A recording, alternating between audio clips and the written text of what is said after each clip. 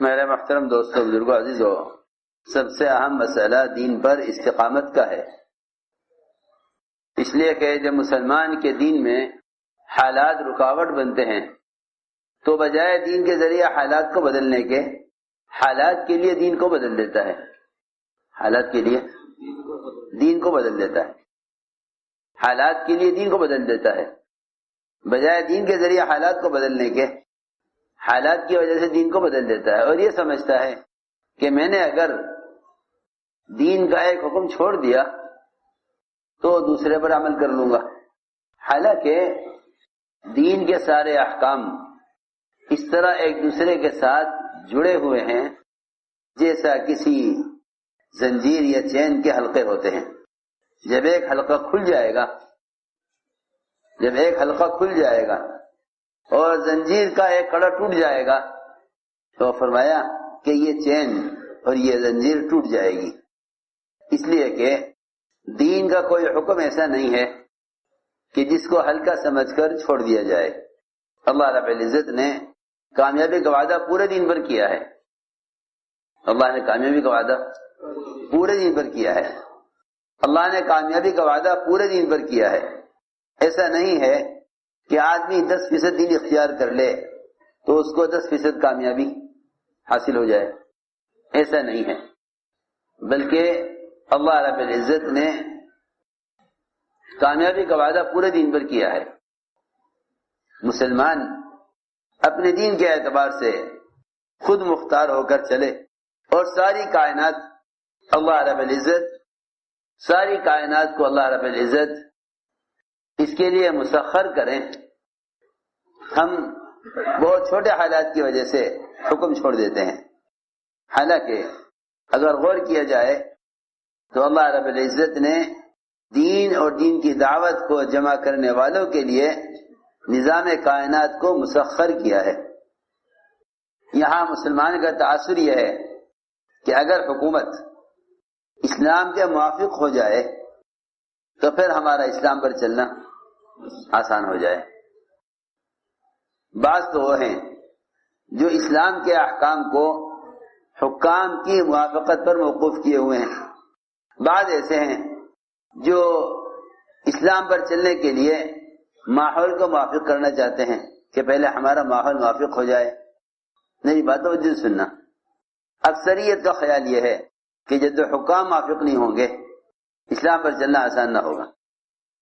میری بات توجہ سننا، حالانکہ دعوت اور عبادت کو جمع کرنا یہ تسخیر عالم کا آسان نسخہ ہے، نظام کائنات کو مسخر کرنے کا آسان نسخہ ہے، اس لیے کہ اللہ رب العزت نے قرآن میں شرط لگائی ہے کہ اللہ حالات کے مقابلے میں تمہارے قدموں کو دین پر جب جمائیں گے جب تم اس کے دین کے مددگار بنو، اور اللہ تعالیٰ تمہاری غیبی مددیں اس شرط پر کریں گے کہ تم اپنے دین کے مددگار بنو۔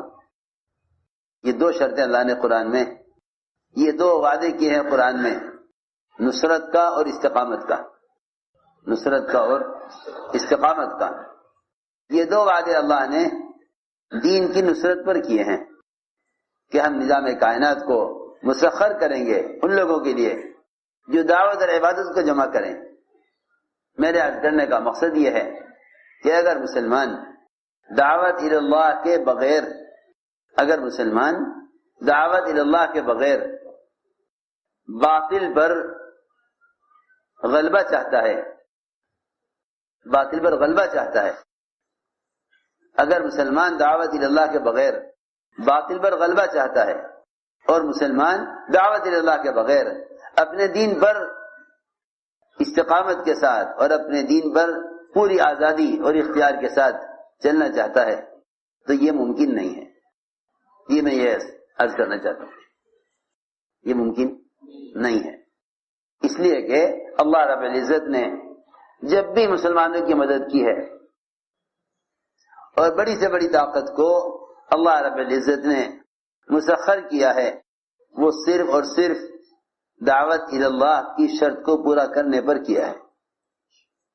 ہم اصل میں ہر زمانے میں اس زمانے کو دیکھ کر چلتے ہیں، جو آدمی زمانے کو دیکھ کر چلے گا وہ صحابہ کے دور سے اتنا دور ہو جائے گا، وہ صحابہ کے دور سے اتنا دور ہو جائے گا کہ وہ یہاں تک پہنچ جائے گا کہ وہ کہے گا کہ ہاں اس زمانے میں وہ نہیں ہو سکتا جو دور صحابہ میں ہو چکا ہے۔ یہ صحابہ کے دور سے دوری کی علامت ہے کہ ان مدد کے ضابطوں سے مسلمان کا یقین ہٹ جائے۔ مجھے یاد کرنا ہے کہ دعوت عبادت ان دونوں کو جمع کرنے پر اللہ رب العزت نے کس طرح نظام کائنات کو مسلمان کے لیے مسخر کیا تھا۔ اور اس زمانے میں ایک چھوٹے سے ملک میں تھوڑے سے مسلمان اگر احکام شریعت پر عمل کرنا چاہیں تو یہ سوچتے ہیں کہ ہم کیا کر سکتے ہیں، جب تک ہمارے جیسے انسان جب تک سوچو تو صحیح، اس زمانے کا مسلمان کا تاثر یہ ہے کہ ہم کیسے احکام شریعت پر عمل کر سکتے ہیں جب تک ہمارے جیسے انسان، بلکہ میں تو یہاں تک عرض کروں کہ ہمارے جیسے انسان بھی نہیں بلکہ جن کو اللہ نے انعام کہا ہے، جب تک وہ ہمارے دین پر چلنے میں موافق نہ ہو ہم کیسے اسلام پر چل سکتے ہیں؟ سوچنے کی بات ہے، ہم کیسے اسلام پر چل سکتے ہیں جب تک ہمارے جیسے انسان وہ ہمیں اسلام پر چلنے کی گنجائش اور اس کا موقع نہ دیں۔ لا الہ الا اللہ، کیسی عجیب بات ہے، کیسی عجیب سوچ ہے۔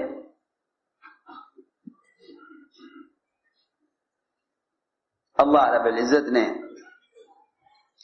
قرآن میں اغیار کو انعام فرمایا ہے، انہم اللہ کالانعام۔ یہ ایسا ہی ہے جیسے کوئی آدمی یہ کہنے لگے، یہ ایسا ہی ہے جیسے کوئی آدمی یہ کہنے لگے کہ اگر میں بھینس بدل دوں تو میرا کارخانہ چل جائے گا، اور اگر میں بکری کو بدل دوں تو میری دکان چل جائے گی۔ ارے بھائی، اس بے زبان جانور، اس بے زبان بے عقل جانور، اس سے تیری دکان کے چلنے کا یا اس بھینس کی وجہ سے تیرے کارخانے کے چلنے کا کیا تعلق ہے؟ میری بات بہت توجہ چاہتی ہے۔ اس بھینس کے بدل جانے سے تیرے کارخانے کے چلنے کا کیا تعلق، اور اس بکری کے بدل جانے سے تیری دکان کے چلنے کا کیا تعلق؟ یہ اس زمانے میں مسلمان کا تاثر ہے کہ اگر حکام بدل جائیں گے تو مسلمان کا حالات بدل جائیں گے۔ حالانکہ اصل کائنات مسلمان ہے، ساری کائنات کا نظام مسلمان کے اعتبار سے چلے گا،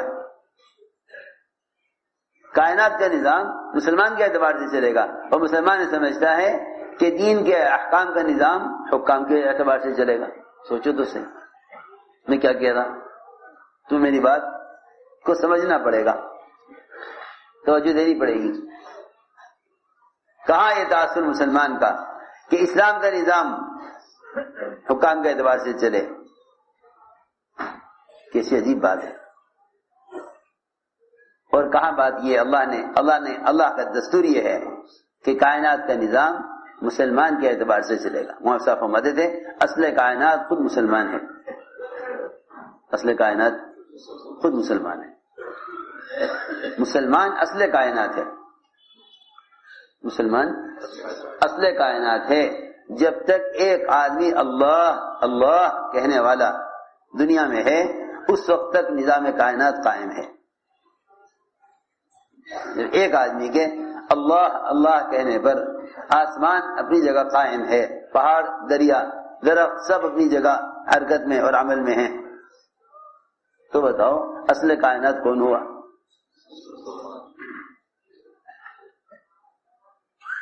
اور مسلمان ہی یہ کہے کہ حکام بدلیں گے تو حالات بدلیں گے.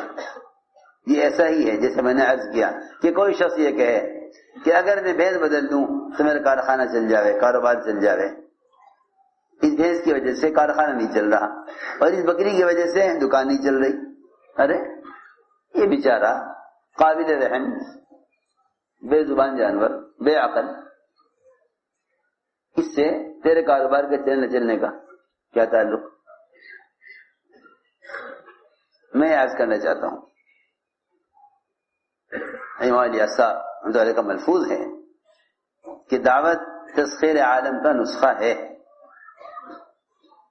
سارے نظام کائنات کو مسلمان اپنی چاہت کے مطابق چلاوے. یہی وہ چیز تھی جس نے ہر زمانے میں ساری باطل طاقتوں کو اور ساری باطل حکومتوں کو اور ساری مادی طاقتوں کو مسلمان کے سامنے جھکایا تھا. وہی وہ اصل بات تھی. لیکن وہ حد فرماتے تھے جب مسلمان اللہ کی طرف بلانا چھوڑ دے گا تو پھر اللہ کے غیر کے تاثر سے اس کا دل بھر جائے گا. اللہ کے غیر کے تاثر سے اس کا دل بھر جائے گا. اللہ کے غیر کے تاثر سے اس کا دل بھر جائے گا.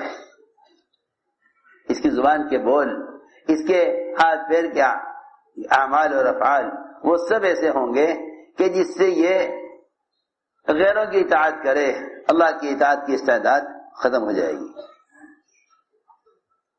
میں نے عرض کیا کہ دعوت تسخیر عالم کا نسخہ ہے. دعوت تسخیر عالم کا نسخہ ہے.